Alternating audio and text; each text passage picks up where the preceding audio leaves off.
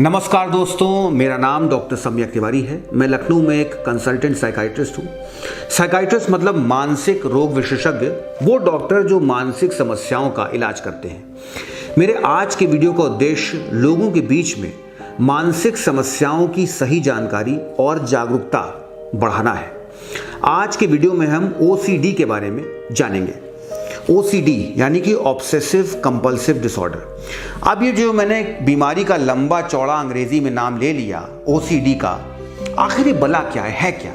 आइए जानते हैं। OCD एक कॉमन मेंटल डिसऑर्डर है जो कि लगभग 4% भारतीयों में पाया जाता है। ये महिलाओं और पुरुषों में एक समान मिलता है और अक्सर युवावस्था या टीनेज में ही प्रारंभ होता है। जैसा कि नाम बताता है ऑब्सेसिव कंपल्सिव डिसऑर्डर, तो इस इलनेस के दो भाग या दो कंपोनेंट होते हैं, ऑब्सेशंस और कंपल्शंस। तो आइए ऑब्सेशंस और कंपल्शंस के बारे में विस्तार से जानते हैं। आइए जानते हैं ऑब्सेशंस क्या होते हैं। ऑब्सेशंस कोई शंका हो सकती है, कोई विचार हो सकता है, कोई तस्वीर हो सकती है जो हमारे मन में बार बार आए।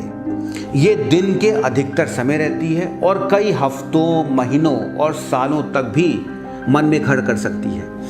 व्यक्ति कोई भी काम कर रहा हो, घूम रहा हो, कोई ऑफिस में हो, घर पे काम कर रहा हो, पढ़ाई लिखाई कर रहा हो, पार्टी एंजॉय करने गया हो, कुछ भी कर रहा हो, पर ये विचार, ये शंका, ये तस्वीरें उसके मन को कभी नहीं छोड़ते। और सबसे मजे की और चौंकाने वाली बात यह है कि व्यक्ति को पता होता है कि ये जो विचार है, ये जो शंकाएं हैं, ये जो तस्वीरें हैं, ये इररिलेवेंट हैं, इलॉजिकल हैं, इनका मेरे मन में बार बार आना गलत है।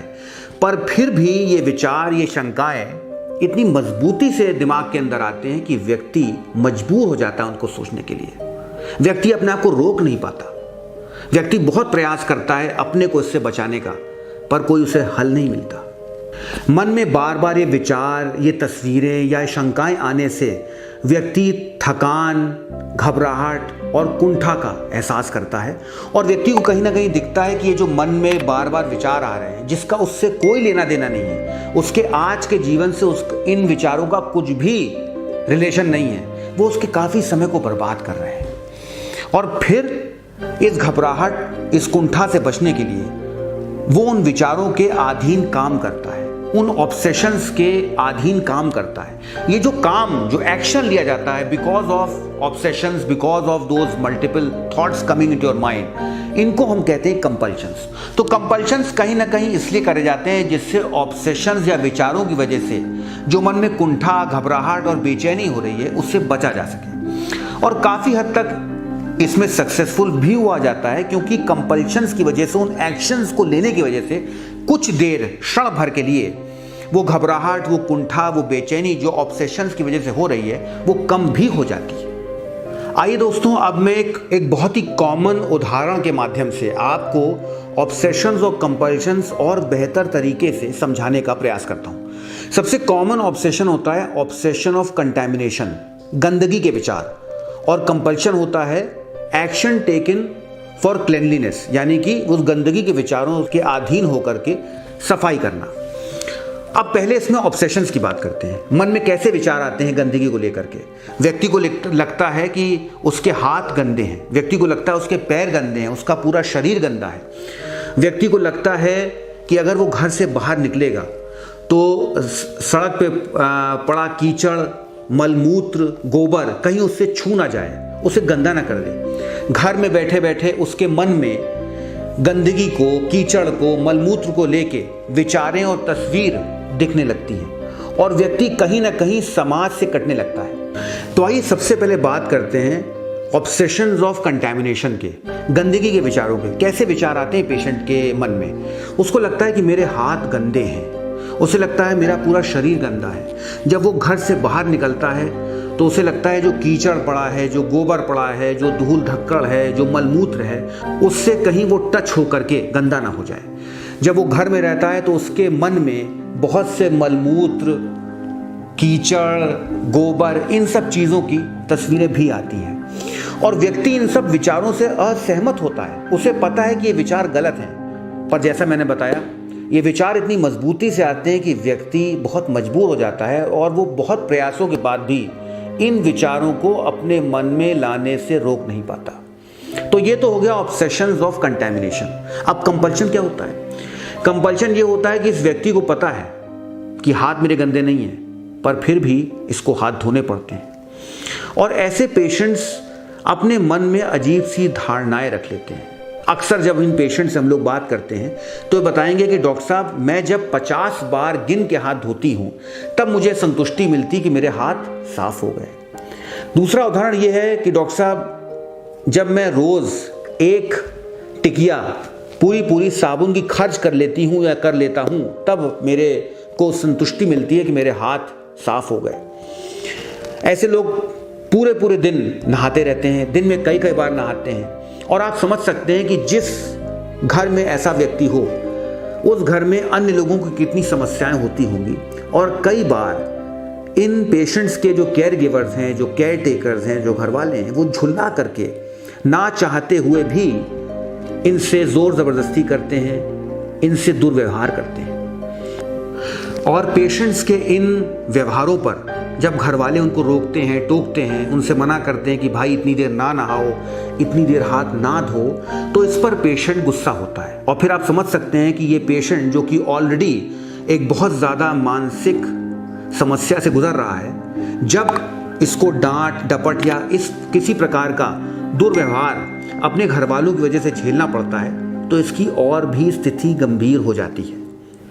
कई सिचुएशंस में इन गंदगी के विचारों की वजह से, इन ऑब्सेशंस की वजह से पेशेंट्स खुद तो सफ़र करता ही करता है, घर वालों के ऊपर भी बहुत रोक टोक लगाता है। मैंने कई बार हिस्ट्री में देखा है जब मुझे पेशेंट्स के बारे में बताया जाता है और घर वाले बताते हैं कि डॉक्टर साहब, ये जो मेरे घर में मेरी पत्नी हैं वो मुझे घर के अंदर घुसने नहीं देती, घर में घुसने से पहले मुझे नहाने को कहती हैं, मुझे बेड पे बैठने नहीं देती, जब मैं खाना लेने जाता हूँ तो मुझे देखती रहती हैं कि मैं किस तरह से खाना ले रहा हूँ।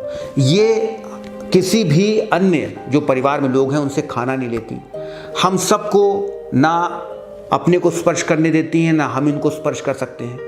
ये हम लोगों के घर में एक अलग सा व्यक्ति है। उस व्यक्ति का घर के अंदर जीवन और बाहर का जीवन सब समाप्त हो जाता है। घर में वो किसी से मिलना नहीं चाहता क्योंकि उसको लगता है कि कोई ना कोई उसको गंदा कर देगा, और बाहर जाने से इसलिए डरता है क्योंकि बाहर जाएगा तो वो मल मूत्र और गोबर उस सब के विचार आएंगे। तो इस व्यक्ति की मानसिक स्थिति, मानसिक कुंठा एक बहुत ही गंभीर स्थिति ले लेती है। अब तक जो मैंने बताया ये तो एक उदाहरण था ओसीडी का। ऐसे न जाने और अन्य कई प्रकार के विचार पेशेंट्स के मन में आते हैं। जैसे एक और जो कॉमन स्टोरी है ओसीडी पेशेंट की, कि कुछ लोगों को लगता है कि उनके घर की सिटकनी नहीं बंद है, शंका होती है। कुछ लोगों को शंका होती है कि घर का स्टोव नहीं बंद है, कुछ लोगों को शंका होती है कि कार नहीं बंद है। तो वो लोग मल्टीपल टाइम्स कार चेक करते हैं, मल्टीपल टाइम्स जा करके अपने घर का स्टोव या घर की सिटकनी चेक करते हैं। वो एक नंबर सोच लेते हैं कि भाई हम 100 बार चेक करेंगे तब हमें संतुष्टि मिलेगी कि हाँ घर बंद है, कार बंद है, स्टोव बंद है। अब सोचिए कोई व्यक्ति अगर रात में 100 बार उठ करके सिटकनी चेक करेगा तो व्यक्ति सोएगा क्या? तो ये भी एक दूसरा उदाहरण है ओसीडी का। तो ओसीडी कई प्रकार से आ सकता है, लेकिन मोटी मोटी बात दोस्तों आपको समझने वाली ये है कि ये व्यक्ति जो है ये नाटक नहीं करता। जैसा कि अक्सर मैं सुनता हूँ इनके घर वालों से कि डॉक्टर साहब ये तो नाटक करते हैं, काम चोरी करते हैं। ऐसा नहीं है। कोई भी व्यक्ति अपने को सालों साल परेशान नहीं करेगा, क्योंकि ओसीडी एक बहुत ही कष्टदायक समस्या है और ऐसे कष्ट में कोई व्यक्ति कितने दिन नाटक करेगा। मेरा आप सबको संदेश ये है कि अगर आपके आस पड़ोस में, आपके परिवार में, आपके जानने में कोई भी आपको ऐसा व्यक्ति मिले जो कोई काम बार बार रिपीटेडली करता है, तो उसको एक मानसिक रोग विशेषज्ञ की आवश्यकता है और उसे जल्द से जल्द अपने आसपास जो भी मानसिक रोग विशेषज्ञ हो, साइकियाट्रिस्ट हो, उसके पास ले जाकर उसका जल्द से जल्द ट्रीटमेंट कराएं, क्योंकि ओसीडी का ट्रीटमेंट पॉसिबल है और इस ट्रीटमेंट के बाद व्यक्ति लगभग सामान्य हो जाता है और वो अपनी नॉर्मल लाइफ में लौट सकता है। दोस्तों, मुझे आशा है कि मेरा ये वीडियो, मेरा ये आपको जागरूक करने का प्रयास सफल हुआ होगा। अभी तक तो मैंने सिर्फ इस वीडियो में ओसीडी को समझाने का प्रयास किया है, पर बात यहीं तक ख़त्म नहीं हुई है। मैं इसके बाद जो नेक्स्ट वीडियो लाऊंगा वो भी ओसीडी के ऊपर होगा और उसमें मैं बताऊंगा कि ओसीडी का इलाज किस प्रकार से होता है, ओसीडी से और समस्याएं हैं, जो और भ्रांतियां हैं लोगों में, वो क्या हैं। तब तक मेरे ख्याल से इतना वीडियो आपकी जानकारी के लिए फ़िलहाल पर्याप्त है। और वो मैं फिर पुनः आप सबको धन्यवाद देता हूँ कि आप लोग मुझे हर प्रकार से प्रोत्साहित करते हैं, मुझे इनकरेज करते हैं।